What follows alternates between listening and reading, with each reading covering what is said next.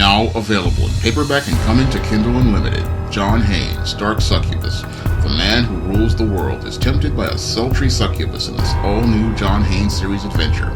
Get John Haynes, Dark Succubus in paperback or pre-order on Kindle Unlimited today. In a previous video, I wanted to give people some insight to life in New York City in 1989 so that they could get some understanding of the context of the Netflix series When They See Us. And in this video, I'm going to give you some context on women, relationships, and the dating scene of the late 1980s so you can get some context on how extremely dangerous it was back then. Now, back in the late 1980s, I had started junior high school, and when I started junior high school, I ran into a lot of bullies looking to harass me, all because I didn't have a girlfriend. And what these guys didn't understand was that 12 years old, I didn't know much about girls, and what I knew about them, it would make your stomach turn, because at 12 years old, I already knew how a lot of these girls got down, and if you knew how these girls got down, again, it would make your stomach turn, because at as early as 12 years old, many of these girls are sexually active, and they are sexually active not with other 12-year-old boys, but they are sexually active with 18, 19, 20, 21, 22, and even up to 30-year-old guys back in the 1980s. And the reason why these girls were sexually active with these older guys is for two reasons. One, you had a lot of these girls who were latchkey kids, and while their mothers were working, they were out in the streets, and they only came home when they were supposed to come home after school. However, a lot of times they would be out here in the streets with these guys. And they would be out here with these guys because a lot of these guys would be making them offers to buy them things like slices of pizza, things like fried rice and chicken wings, and buy them stuff. So they would go out here and get the stuff from the guys, and because a lot of these guys were cute in their eyes, and having an older guy back then was considered a piece of social currency, they would go out here and get involved with these 18, 19, 20, 21-year-old guys, and that's what they would be out here doing. And while mama was working, in many cases, a lot of these girls were out here having sex with these guys. And they would be having sex with these guys in the staircase of their building, on the rooftop of their building, or if they knew their parents were working late, sometimes they would bring that guy home and they would be up here with the guy getting their freak on with this dude. So a lot of these girls that a lot of these guys were sweating back in the day, a lot of these guys were thinking that these girls were virgins, and they were thinking that they were pure. But I know that they weren't virgins, because I would just sit there and listen to how they would brag about these guys they would get with, and I already knew what they were about. But a lot of these guys out here, they were so in their feelings about me being by myself, they would go into the shaming language, talking about how I was gay and this and that and the third, and there was something wrong with me. But I already knew how these females were getting down back then. So I knew what they were about, and that's why I was trying to just focus on my grades, because my ultimate goal when I was in school back in the late 80s was to try to win one of these awards. But the big problem I ran into were these beta males who were just insecure about me being a masculine man focused on my goals. I mean, I was a preteen boy, but I was focused on my goals. And these guys, their whole goal was me having a girlfriend, which I found to be, again, quite troubling, because why are you concerned with the relationships another man is having, but you're not trying to focus on your own. And that showed me again how these guys from these female-headed households, how they were dysfunctional. Because I said to myself, there's something wrong with these guys. They're so concerned with me not having a girl or being interested in girls, but they're sitting there concerned about this. And again, showing me how deeply troubled these guys are and how there's something wrong with their thinking processes, because any rational thinking boy at 12 years old is going to be focused on trying to get good grades, and that's what I was trying to focus on, but I had a hard time focusing on it because I had to deal with these dysfunctional Negroes and Puerto Rican guys who were just so caught up in me not having a girlfriend, and that was their problem. But I, again, knew how these girls got down back then, and that was one of the reasons why I would try to keep my distance from them, because, again, I knew they were out here with these older guys, and these older guys were turning them out at an early age. Now, things got a lot worse as I went from junior high school to high school, because that's when the crack epidemic started to become a major event here in New York City. And when the crack epidemic became a major event here in New York City, it changed the whole dating scene here in New York City, especially in black inner city neighborhoods. Now, in these inner city neighborhoods, before crack came along, again, the big problem was the older guys would get with all the girls, because back then, when you had a high school diploma, at 18 years old, you got a little job, and all the girls would go and get with those older guys. But when crack came along, we got something I call super hypergamy. And due to the super hypergamy, we had a major problem, because all of the girls out there, they weren't interested in guys my age, and they weren't interested in paying attention to guys my age in most cases. In most cases, when it came down to most of these girls, they were not only interested in the older guys, but they were interested in the dope boys, because the dope boys who sold the crack had the most money, and these guys had so much money they could go out here and buy these girls their Air Jordan sneakers that were coming out, because I remember about 88 they came up with raised the price from $59 to $100, and the girls would go buy the guys would go buy the kids Jordans for their girl, and they wanted to have things like the leather coats and the Gap clothes and the Gucci stuff. So they wanted all that stuff, and your regular brothers out here who were working jobs, if they had jobs, especially the 18-year-old guys, they couldn't go out here and give these girls what they wanted.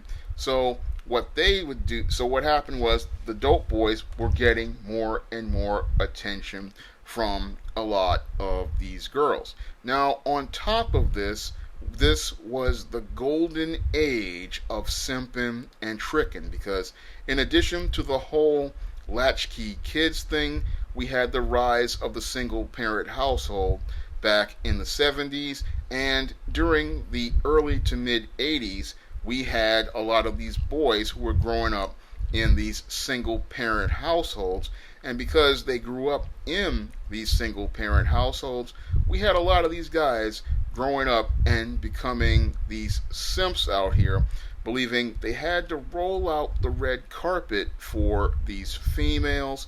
And because they believed they needed to roll out the red carpet for these females, what they would do is they would submit to the woman, they would defer to the woman, and then they would look to go and give her this high-class lifestyle where they would take her to these, in addition to buying her the expensive sneakers and the expensive shoes, think about taking her to these fancy restaurants, think about buying her fancy dinners, and enabling a sense of entitlement in a lot of these teenage girls. Because a lot of the teenage girls I would run into, they would have a really conceited and stuck-up attitude.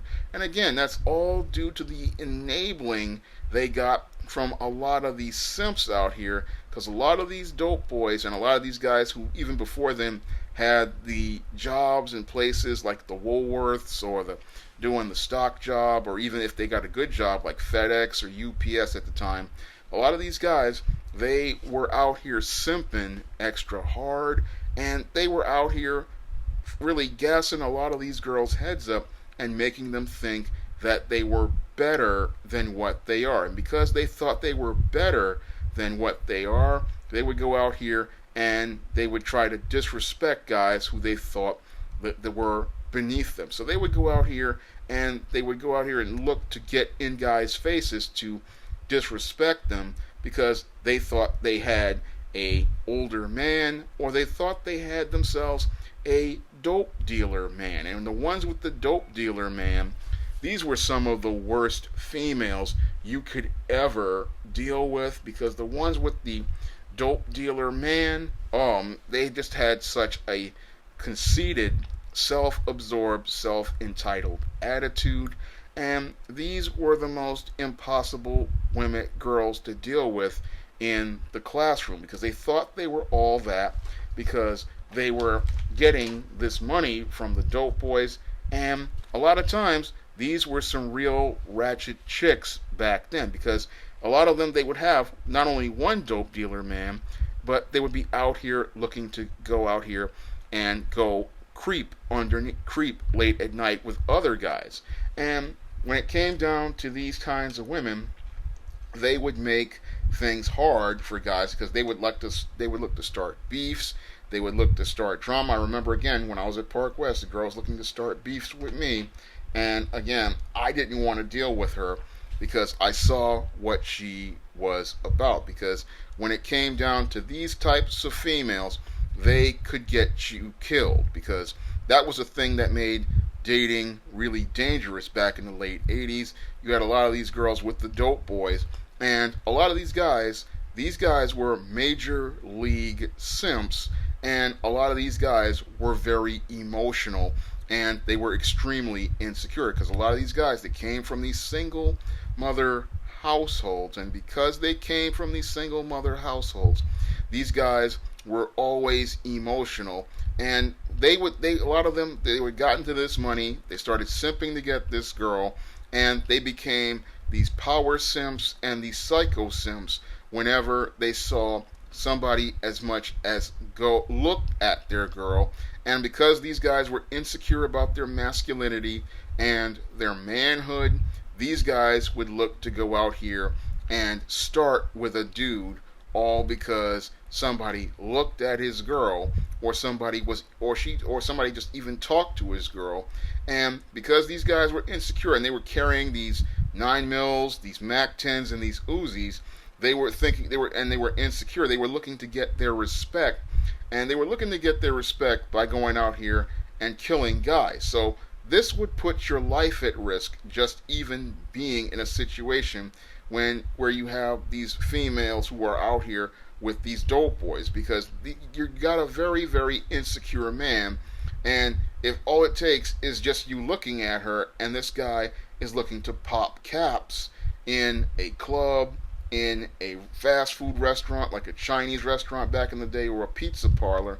And this is why the crime rate was so high back in the late 80s. One of the reasons why it was so high back in the late 80s was because you had so many of these guys who were in their feelings, insecure, thinking this is their girl, and they were out here looking to go out here and protect their girl by going out here and looking to shoot guys all over her. And that happened so many times here in New York City, it wasn't funny. So dating was extremely dangerous back then due to these simps, but it was also dangerous due to the AIDS epidemic, which was also going on at the same time as the crack epidemic.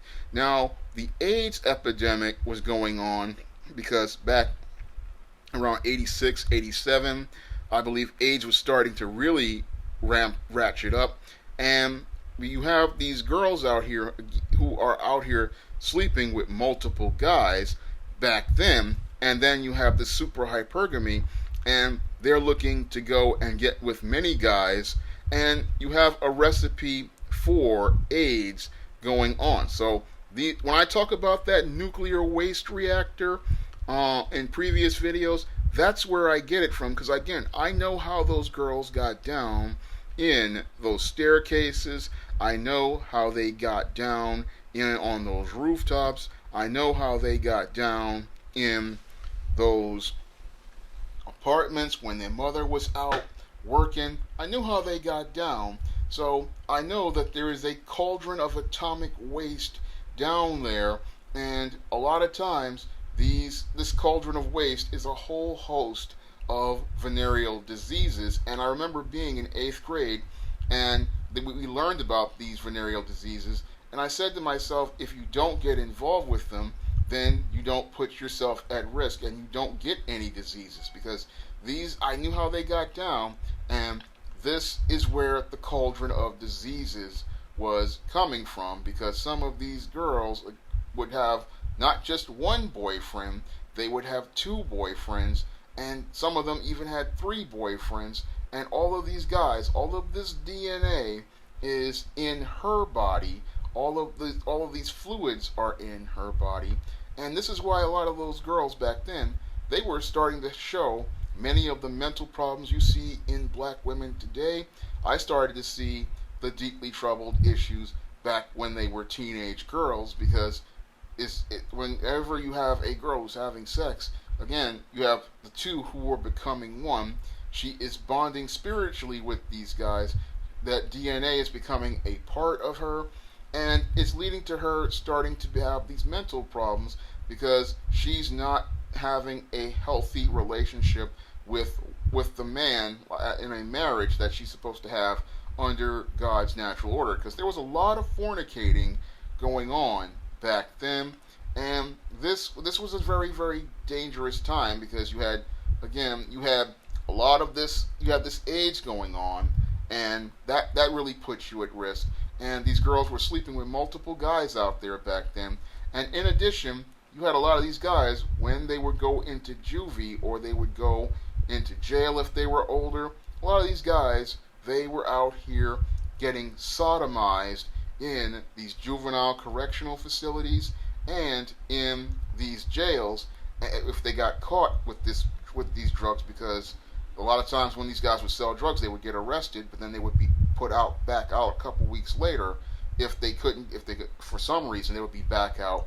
And again, he's been going in there getting booty grinded, and he's coming back out on the street to these females, and he's out here simping and tricking to get access to sex with them. So you don't know what's going on with what's going on, and a lot of times there were a lot of people who were walking around with venereal diseases at 14, 15 years old, and a lot of people were walking around with AIDS back then and didn't even know about it, because you had no sort of parental supervision and no sort of guidance. And then you have older guys out here pursuing these preteen and teenage girls. So that there was a whole host of problems over in the 80s as related to sex, and I saw a lot of those problems, and that's why I wanted to try to make efforts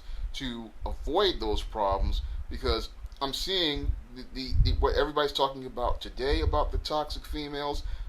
I saw that back when these girls were 12, 13, and 14, and now a lot of these girls are mothers these days, or grandmothers, because I'm 45, so I saw what was going on back then, and as I saw it, I didn't see it as something positive to be a part of. Unfortunately, I continued to get harassed by people about not having a girlfriend, and I wanted to do things in a more organic fashion, but these beta males, they want to try to force you because they want to have their smooth world. They don't understand that relationships don't work because you want them, and you can't make something happen.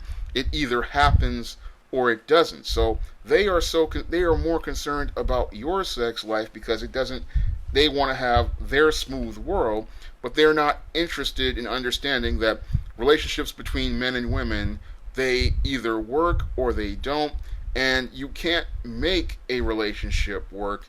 And when you have this beta male, he's so insecure about you not having a woman, he wants to fight you over not having a woman, which again I found to be disturbing. But this is par for the course with the beta male, because the beta male wants his smooth world, and he's a nightmare to deal with. And I had to deal with a lot of beta males at your IS 148 and your Park West. I mean, I remember one guy talking about how he wanted to buy me a prostitute. I looked at that and I said, this guy is deeply troubled. Then you would get the gay shaming language, all because you want to take your time and deal with these females on your time and your terms. And this is a big problem, because these guys want to fight, they want to argue, and they don't understand, again, how relationships work between men and women. Now, there were a couple of females I was trying to talk to, but when I saw certain intangibles were not there, I had to cut things off. And when it comes down to a lot of these beta males, they're so thirsty for the attention of women. What they don't understand is that the first intangible you need in order to even have a foundation for a relationship is respect. And if you do not have any respect, you don't have any base for a relationship.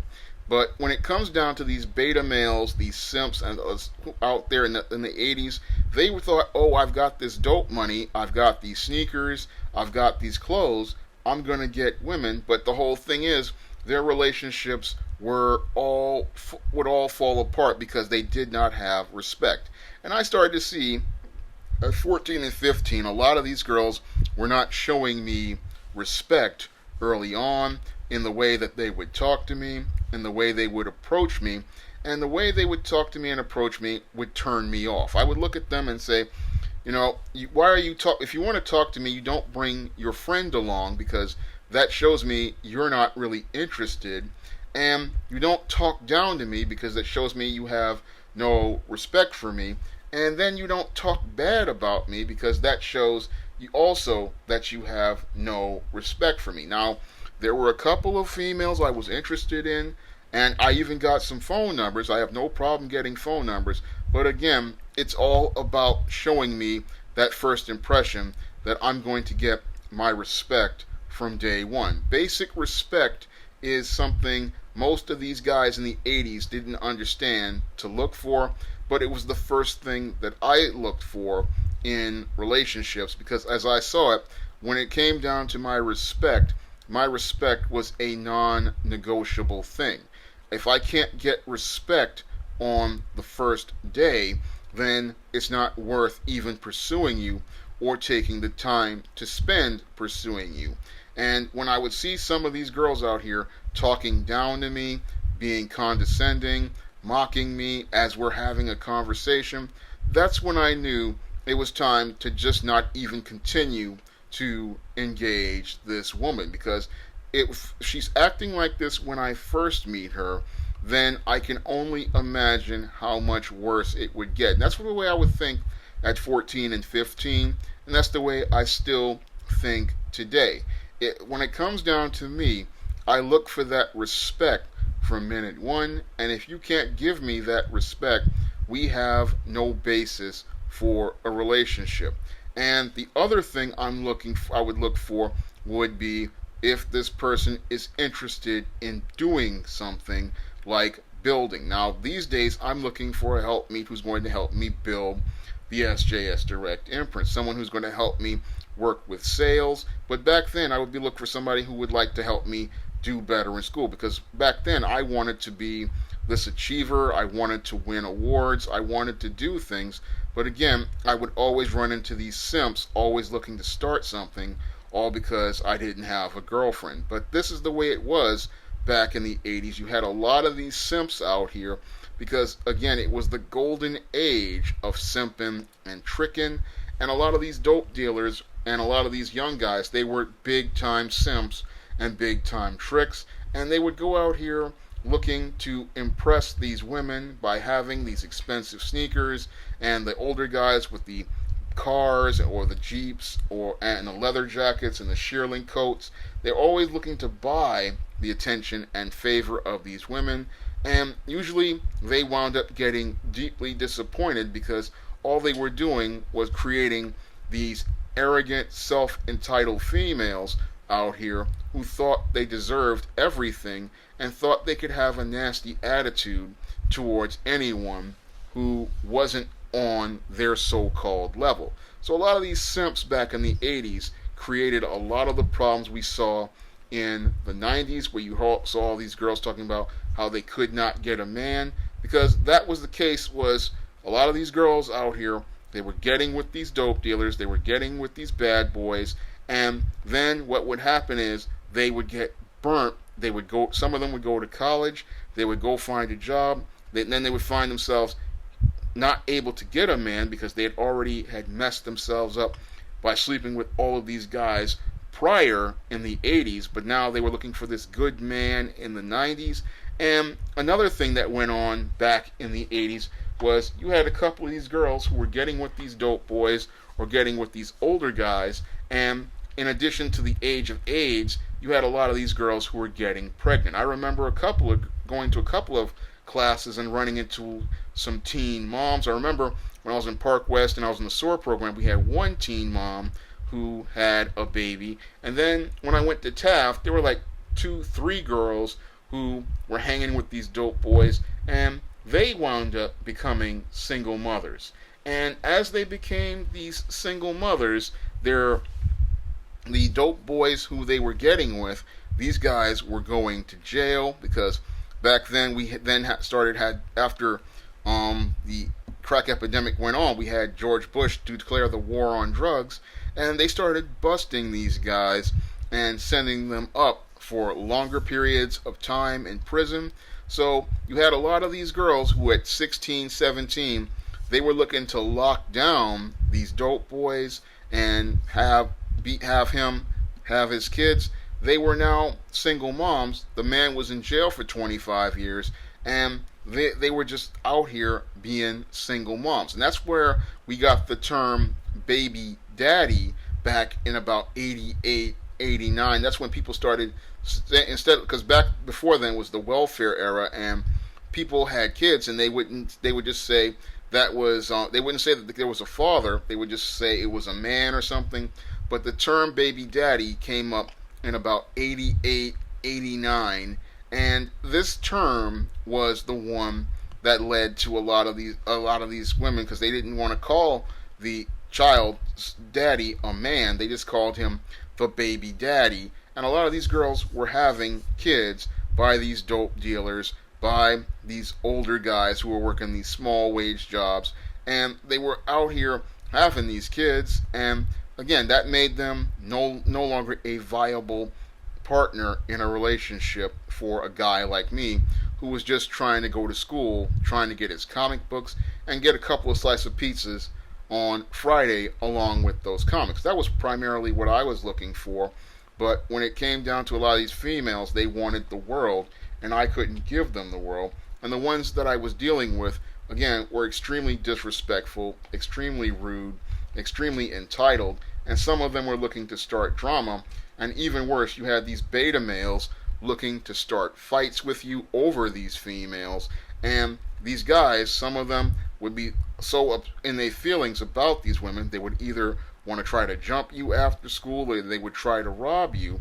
So it just wasn't worth it, and that's one of the reasons why I went my own way. Because I looked at it in 1989, I looked at it after dealing with one of these girls, and after she told me I couldn't do anything for her, after she said that her dope dealer man was with another dude, that's when I saw that the ratchet pattern as related to these females wasn't going to change. So she was after me while she was still with this dope dealer who was 23 and in and out of jail. So I saw where it was going with a lot of these females, and I said to myself that it just wasn't worth it. And in order for me to survive out here and do the things that I wanted to do with my life, I needed to leave these females alone, because when I looked at a lot of these girls when I was in junior high school and high school, I saw the toxic road a lot of these girls were on with these dope dealers, and I had goals I wanted to pursue. I mean, before I became a writer, I was aspiring to be a chef, and I was at Park West so I could learn those basic cooking skills. Unfortunately, I kept running into simps who were so busy trying to bully me about not having a girlfriend that it became a toxic environment. And then I had to change schools. And once I changed schools in Taft in went to Taft in 1990, I started focusing on my goals. And one of the goals I wanted to do was do well in school. And in the first semester, I got on the honor roll. And since then, I went on to college, graduated with 3.95 GPA, and finally I finally got the award that I wanted. And I wanted to do things in my life, and that's why I went my own way, because I saw that when it came down to the women I was growing up with in the South Bronx, they could not be the helpmeet and support to me in helping me do the things that I wanted to do. And when it comes down to me, again, I want to go out here and build something like the SJS Direct imprint. I want to go out here and accomplish things. And most of these women here in the Bronx, they are not about building. They are about destroying, and they only want to get access to resources, and they will use a black man to go out and get those resources from the welfare system, and they'll even go out here and drink and smoke while they're pregnant so they can continue to get SSI as they willfully and intentionally mentally disable their own children. So I look at the pool of women in the Bronx, and I saw a toxic pool of single mothers. So I wanted to avoid that toxic pool, and that's why I went my own way in 1989, because I saw where a lot of those people were going after I got mugged on the train, and it was a road to going nowhere, and I wanted to get off that road. I prayed to God to change my life so I could get off that road.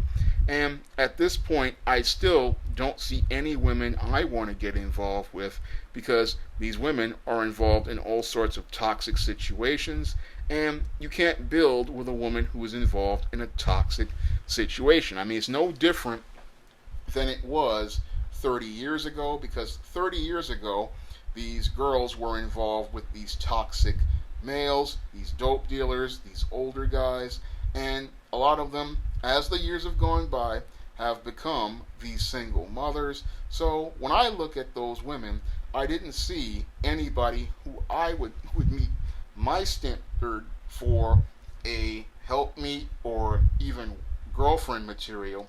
All I saw were a bunch of extremely dysfunctional women and girls, and what I saw were women who grew old but never grew up and had no idea of what they wanted to do. And I had goals of things I wanted to do, and I understood that if I wanted to accomplish something, I needed to leave these females alone, focus on the goals I wanted to pursue, focus on the things I wanted to accomplish.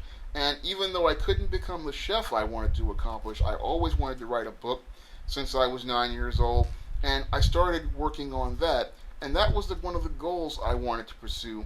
And now, about a decade later, I've written over 60 books, and right now I'm trying to sell more books, trying to increase my readership, and this is where I'm at right now. But back in the 80s, it was a very dangerous time for dating, because in the 80s you had a lot of what you call the ratchet females today.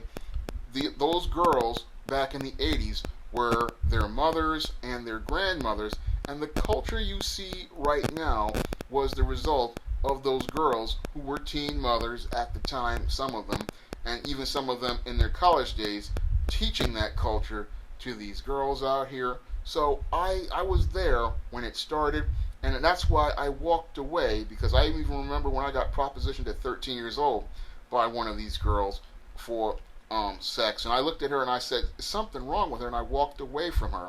And I got a lot of heat for that. But I looked at her and I said, "There's something wrong with this girl. I don't know you from anybody. And you were proposing to sleep with me." I said, "There's something wrong with her." And again, I have no problem getting attention from women, but I would rather focus on my goals and focus on what I want to do, because as I see it, I have one life to live. I have one life given to me by God, and I have one life to accomplish what I want to accomplish. And if you get involved with the wrong woman, you are not going to be able to go out here and build. You are not going to be able to meet any of the goals you set for your life. And as I saw it in '89, going my own way was the best way, and it's the way that allowed me to accomplish what I wanted to accomplish in life. And when it came down to it, it was the best decision I ever made, because when I look at a lot of those girls who were getting involved with these dope dealers looking to start drama and literally put guys' lives on the line, it was best to just leave the whole thing alone, because a lot of them, they would go out here and get with these dope dealers, they would get with a lot of these guys out here, and then they would go and look to start with the other guys in order to get attention for themselves, get drama going, and crap test these guys, so they would go out here and fight over them. And that was another reason why I left a lot of these females alone, because a lot of them had mental issues, low self-esteem issues, and they just weren't worth the trouble then. And now we have them about 30 years later, and they're still just not worth the trouble. As I see it, again, going my own way was the best way for me, because when I look at the dating scene in the 80s, it was a hostile environment, and it was so hostile that there was no way you could find a woman to be a suitable wife in a place like the South Bronx and New York City back in the 80s. If you'd like to see me make more videos like this, you can donate to my Patreon, you can donate to my Cash App or my PayPal by clicking the links in the description box. And if you want to try some of my SJS Direct publications, which detail life in the 80s like Spellbound, you may do so by clicking the link to Amazon.com. That's all I have to say for this video. You can comment, rate, and subscribe. Now available in paperback and e-readers, Spellbound, A Darker Shade of Black. Get your copy today at your favorite online bookseller.